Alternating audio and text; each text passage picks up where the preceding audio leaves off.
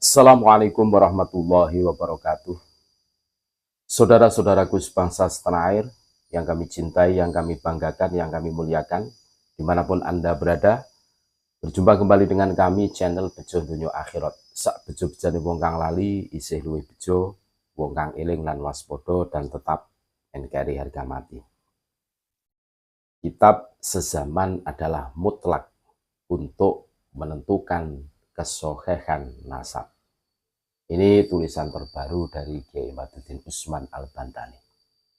Secara epistemologis, ilmu nasab adalah merupakan cabang ilmu sejarah. Historiografi yang sudah matang dari sebuah sejarah dan nasab yang hari ini kita kenal. Terkadang sebenarnya adalah cipta kondisi dari proyek masa lalu, dari mereka yang memiliki otoritas dan sumber daya dan komunitas yang diuntungkan dengan historiografi tersebut. Fabrikasi kisah-kisah keagungan seorang tokoh masa lalu, baik dari peran-peran heroisme di medan perang maupun peran keagamaan, sampai keramat-keramat wali yang difabrikasi sedemikian rupa, serta falsifikasi data-data pendukung, adalah dua cara yang lazim digunakan para pemalsu nasab dan sejarah demi mencapai tujuannya. Cipta kondisi tersebut bertujuan untuk mencapai posisi penting dalam kawasan di mana historiografi itu dibentuk, lalu dijadikan sebagai legitimasi bagi sebuah otoritas kepemimpinan, baik politik maupun sosial, keagamaan. Tidak hanya sampai di situ, hasil cipta kondisi itu akan dapat dirasakan bukan hanya untuk pelaku, tapi juga untuk anak keturunannya. Biasanya cipta kondisi yang berupa fabrikasi sejarah dan falsifikasi data itu dilakukan oleh sebuah komunitas pendatang di suatu kawasan atau oleh komunitas lokal yang leluhurnya tidak mempunyai peran-peran penting di masa lalu dalam sejarah kawasan tersebut. Sistem demokrasi yang memberi ruang yang sama bagi seluruh anak bangsa untuk tampil, mengekspresikan potensi maksimal dan prestasi mereka, tanpa dilihat kesejarahan leluhurnya, kadang tidak membuat sebagian elemen percaya diri untuk bersaing dengan elemen lainnya, tanpa mengkapitalisasi unsur-unsur dari sisa-sisa feodalisme yang primitif.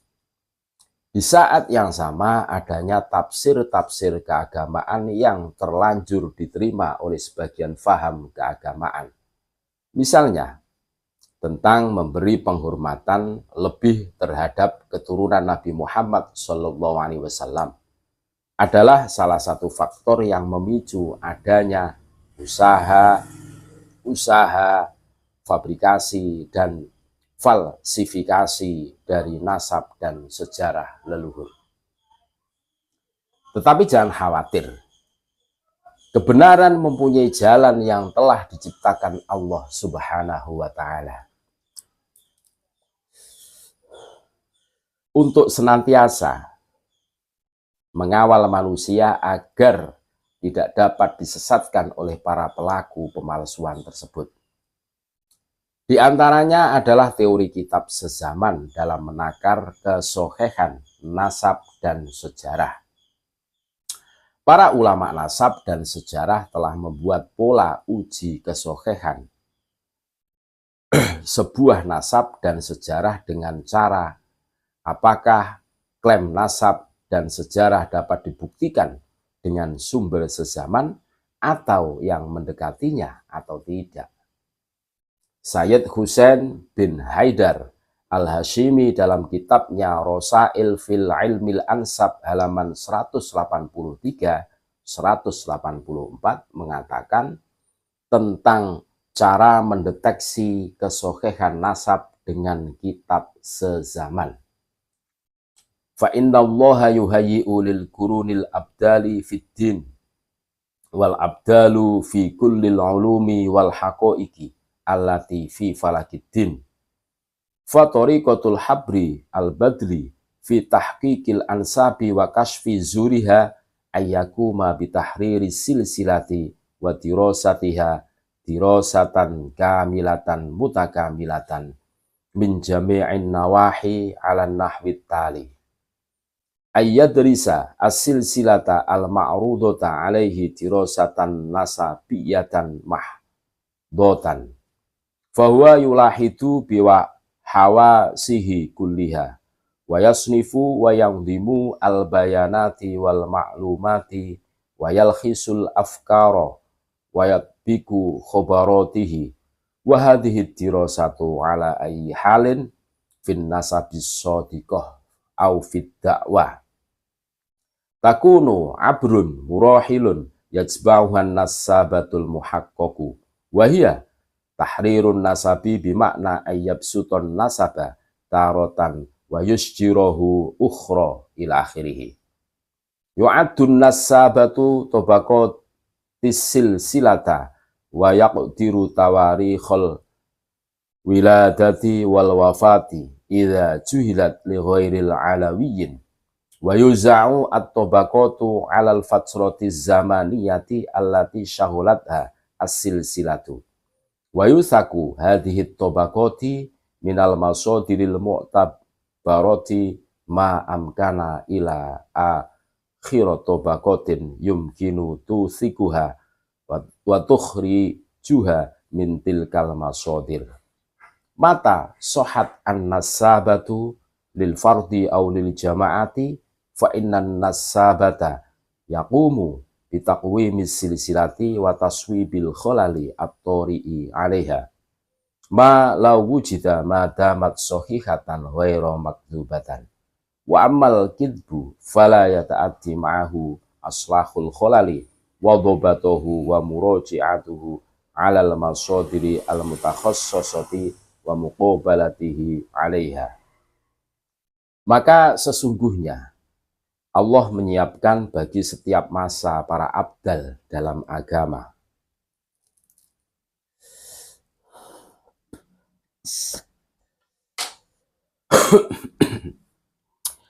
Para abdal itu ada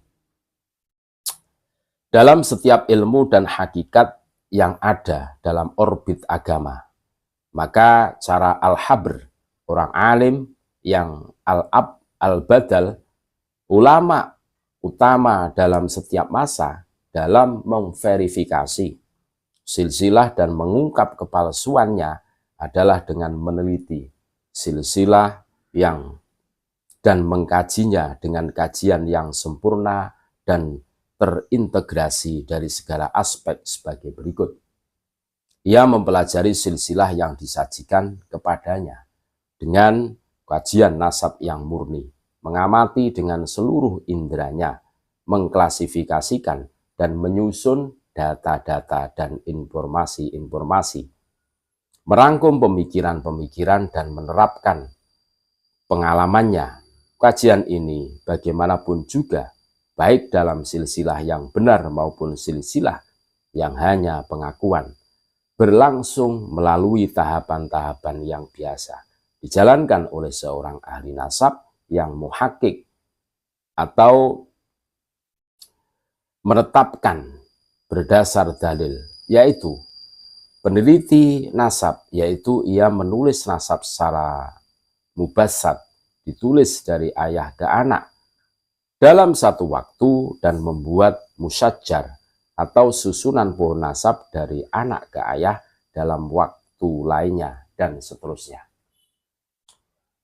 Ahli nasab atau peneliti menghitung ada beberapa tobakot atau lapisan silsilah itu lalu memperkirakan tanggal lahir dan kematiannya masing-masing.